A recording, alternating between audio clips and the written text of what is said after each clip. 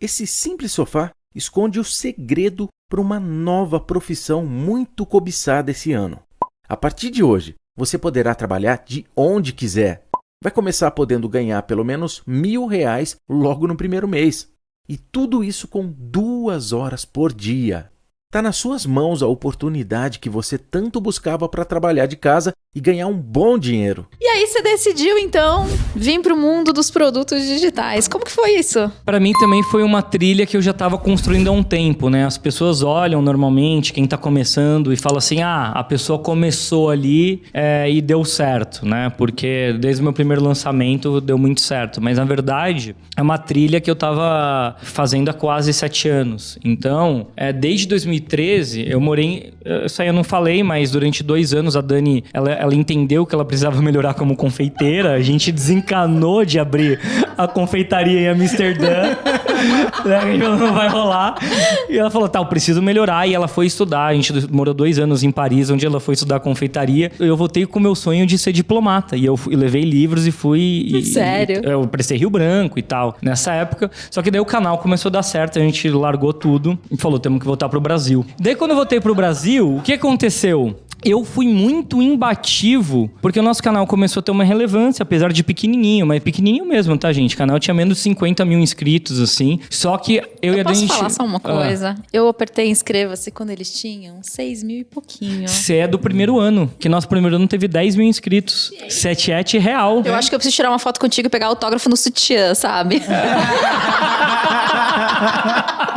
Cara, você é muito das antigas. Quantos anos você tem, Ju? 36. 36, mas a gente viveu tempos bons juntos. Então, dos 26 aos 36, você já me conhece. Sim. Eu acho muito louco isso. Mas sabe o que eu perguntei? Porque eu acho muito louco quando tem gente que fala assim, eu te acompanho desde o ano 1. Eu falo, quantos anos você tem? 21. Eu falo, caralho, com 11 anos. E o que acontece? A gente começou a dar muita cabeçada, assim, com marcas que elas começaram a vir atrás. E eu também fiz um lance que é muito bom, que funciona até hoje. Eu assinei o LinkedIn Pro para mandar mensagem para CMOs de empresas que eu queria fazer projeto. Então, eu tinha um pouco mais de 10 mil inscritos e já mandava, quero fazer um projeto, eu tenho um canal tal, bababá. E, cara, surpreendentemente, de cada 10, um responde. Então, mesmo quando era pequenininho, responde. Eu consegui muita reunião, tá? Com essa galera, funciona bem usar o LinkedIn para isso. E começou a chegar a proposta de empresa e todas eram horríveis. Em que sentido que eram horríveis? Era uma coisa muito nova. E as marcas chegavam e falavam assim, olha, fala sobre esse copo d'água aqui. Você tem que falar que esse copo d'água tem as arestas arredondadas, que ele é o melhor pro formato anatômico da sua boca. E depois que você beber água, você fala,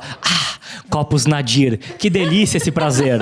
Daí eu falei, não, velho, isso daí não vai rolar. Só que eram marcas muito grandes, uma atrás da outra, e eu e a Dani, a gente parecia 2 loucos. A gente falava não pra todo mundo. Então olha que louco, todo mundo querendo ganhar dinheiro nessa área, tava começando, isso era 2013, onde começou a rolar dinheiro, a gente ficou 2 anos sem ganhar nada, e daí quando chegava a proposta, a gente falava não. E as agências e as marcas começaram a ficar loucas. Falaram, como assim não? Eu falei, porque vocês não sabem comunicar com o que tá acontecendo. Não é assim que faz, você não coloca uma campanha na minha boca. Você tem que entrar na minha vida, você tem que entrar na minha linha editorial, você tem que respeitar a minha comunicação. E o que começou a acontecer? Né, os formadores de opinião das agências de São Paulo começaram, alguns mais avançados começaram a se interessar por isso. O YouTube também começou a chamar muito eu e a Dani para dar palestra. Então, desde 2013, eu e a Dani nos bastidores, a gente deu muito palestra de estratégia digital e de comunicação, mas muita gente, mas muita mesmo, assim, desde para grupo de clube de criação de publicitário, encontro anual do planning das agências, bababá, muito para agência, muito para corporação, e no meio desse movimento a gente começou a dar muita consultoria de posicionamento estratégico para a corporação, né? Ou através do mesa e cadeira, ou através de coisa própria, né? Que é uma empresa de consultoria da Bárbara Soalheiro. A gente começou a fazer projetos para Nestlé, para Coca-Cola, para o próprio Google,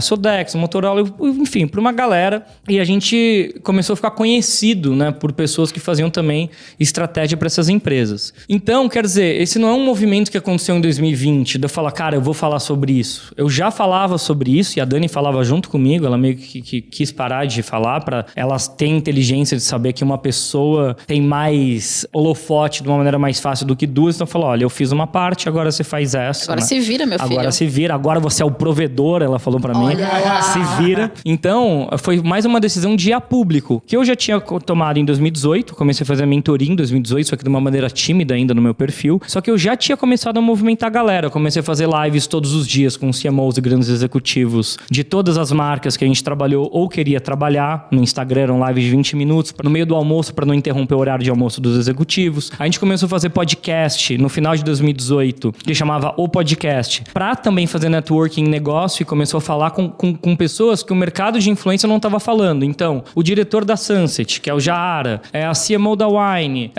o Zig, o Ecomoliterno, então pessoas da Accenture, então pessoas importantes de uma publicidade que assim, não, peraí, vocês estão falando que a gente não sabe fazer marketing de influência, mas a gente está numa luta aqui também para comunicação de uma outra maneira. Então, com uma missão também de aproximar esses mundos. Ele ganhou, né, o melhor podcast de 2019, quando a gente fez esse movimento. E daí, 2020, quando aconteceu o que aconteceu, a gente falou, cara, um monte de empresa fechando, saca? As pessoas perdidas. Do nada, a mãe e pai que tinha o filho ali o dia inteiro fora... Não tem onde enfiar o filho. Não tem onde enfiar o filho, tá ali dentro. A mãe e o pai, eles precisam de alguma coisa para desopilar a cabeça, para quem não perdeu o emprego. O filho precisa do digital. Todo mundo se digitalizou. Quando eu vi minha avó comprando online, eu falei, porra, mudou. Mudou comportamento, mudou cultura, saca? Porque se tivesse durado 2 meses, a galera ia fazer e ia ser passageiro. Ai, lembra que mês passado a gente comprou? E esse mês não ia comprar mais. Quando passou 4 meses, a gente viu que não ia passar, que era julho, eu falei pra Dani, cara, isso aqui virou comportamento. E a Dani falou, você tem que fazer alguma coisa, pega o seu conhecimento e coloca público, né? Porque eu só dava mentoria e consultoria. Daí eu falei, tá bom, eu vou transformar tudo que eu sei num curso pra escalar, pra atingir mais pessoas, porque minha mentoria era 20 mil. Falei, é um preço que não é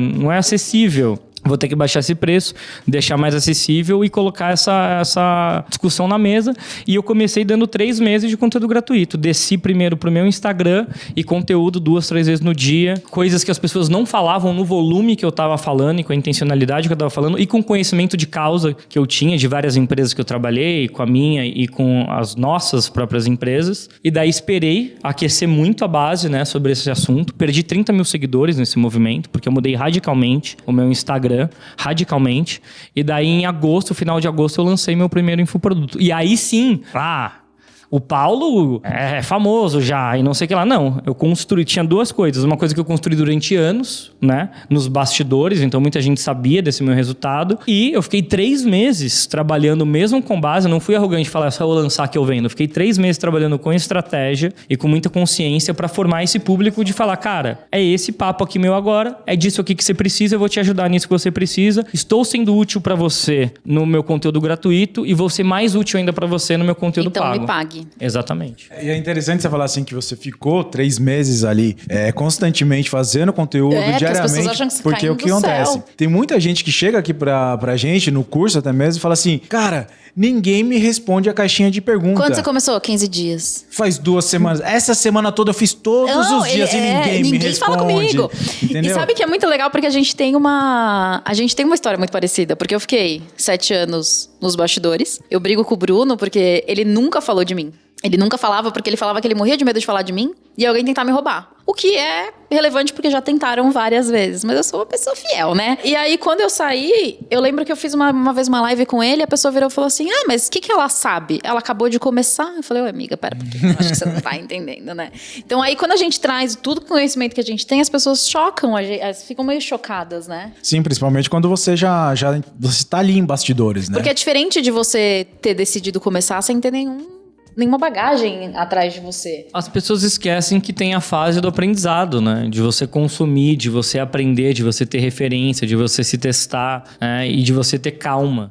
Eu costumo dizer que quem vem de mercados mais tradicionais, que nem o do comércio, é normal você entrar numa discussão, né, com vários outros comerciantes e pequenos empresários e entender que você precisa de 1, 2 anos de fluxo de caixa. né? Pra sobreviver quando você começa um negócio. As pessoas entram no digital e elas acham que isso aqui é um caixa eletrônico. Só né? jogando dinheiro pra cima. E você entra, porque você assistiu um curso, você vai ficar rico em um mês, assim. Então, é engraçado, as primeiras semanas, às vezes tem gente, olha, eu tô fazendo tal, ainda não tive nenhum resultado financeiro. Tá bom, continua, 2 meses, tá? Tem gente que consegue, porque tem gente que consegue em um mês. Sim. Tem gente que talvez vai conseguir 1 ano. E daí a pessoa, ela fica olhando o outro como comparação e não como inspiração.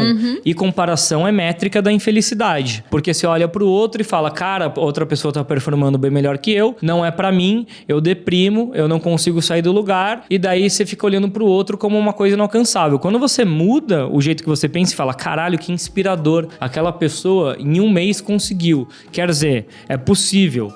Então, se eu colocar um esforço, talvez eu tenha mais dificuldade que ela. Se eu colocar um esforço, eu consigo esse resultado dela, porque era uma pessoa que estava no 0 também. Então, quando você começa a mudar da comparação para inspiração, é mais fácil e você vira uma pessoa mais resiliente, porque no final, você empreender em qualquer área é resiliência e ter paciência para ter os resultados.